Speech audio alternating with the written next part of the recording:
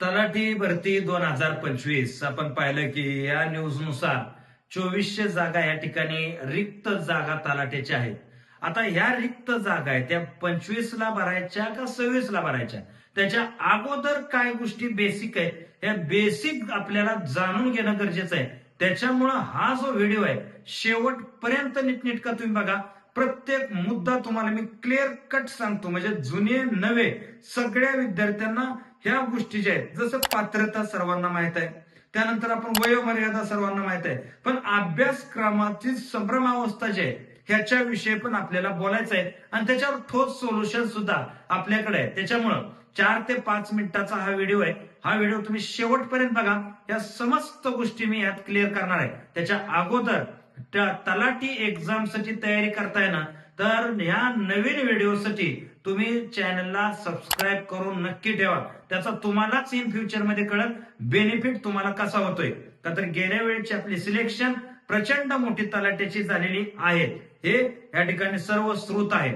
तर बघा, पहिला मुद्दा तलाट्यासाठी बेसिक पात्रता काय असते. तर ही बेसिक पात्रता आपल्याला माहित आहे की कोणतीही डिग्री म्हणजेच कोणती पदवी, मग ती आर्ट असेल, सायन्स असेल, कॉमर्स असेल, लॉ असेल, डॉक्टर असेल, वकील असेल, इंजिनियर असेल, कोणतीही डिग्री किंवा मुक्त विद्यापीठ असेल किंवा या ठिकाणी रेग्युलर असेल, हे कोणतीही डिग्री या ठिकाणी तलाठ्यासाठी ग्राह्य आहे. आता पुढचा आहे वयोमर्यादा. ही जी वयोमर्यादा आहे हे 18 ते 38 वर्ष ही वयोमर्यादा ह्याची आहे की या वयात असणारा ओपन कॅटेगरीचा पुरुष अथवा महिला कोणीही हे परीक्षा देऊ शकतं. जसं मग परत ओबीसी, एससी, एसटी, मग 3 वर्ष, 5 वर्ष, त्यानंतर एक सर्व्हिसमॅन, ह्या ज्या सवलती आहेत तिथून पुढे 38 पासून सुरू होतात. आता ही झाली वयोमर्यादा. आता बघूयात अभ्यासक्रम. आता बघा जी आर आला होता आणि त्या जी आर मध्ये काय सांगितलं होतं की 2026 पासून सगळ्या सरळ सेवा ज्या आहेत त्या एमपीएससी मार्फत घेतल्या जाणार आहेत.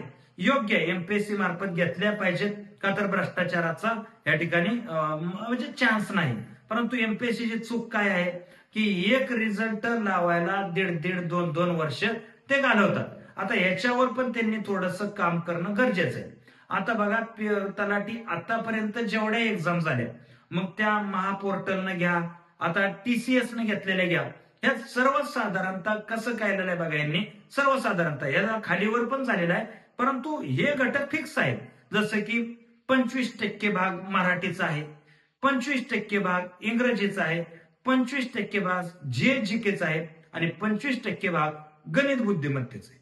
कधी कधी 30% गणित बुद्धिमत्ता विचारलं, कधी कधी 50% जीएसजीके विचारलेलं आहे.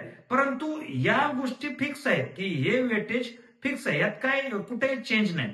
आता ह्याच्या पलीकडे जाऊन तुम्हाला सांगतो, फॉर एक्झाम्पल या सरळ सेवेचा पॅटर्न एमपीएससी कडे गेला तर हा ग्रुप सी मध्ये जाण्याची बऱ्यापैकी शक्यता आहे.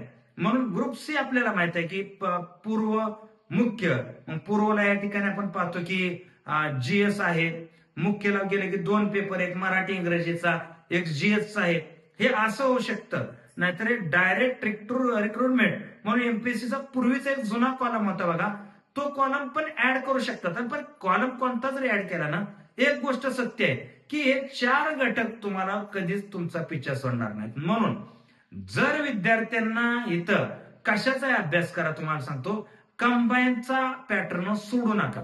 जसं की जीएसजीके पण कंबाईन मध्ये बघतं, मराठी इंग्रजी होते, गणित बुद्धिमत्ता होते. हा कंबाईनचा पॅटर्न कधीच सोडू नका, का तर हाच पॅटर्न तुमच्यासाठी अत्यंत योग्य ठरणार आहे.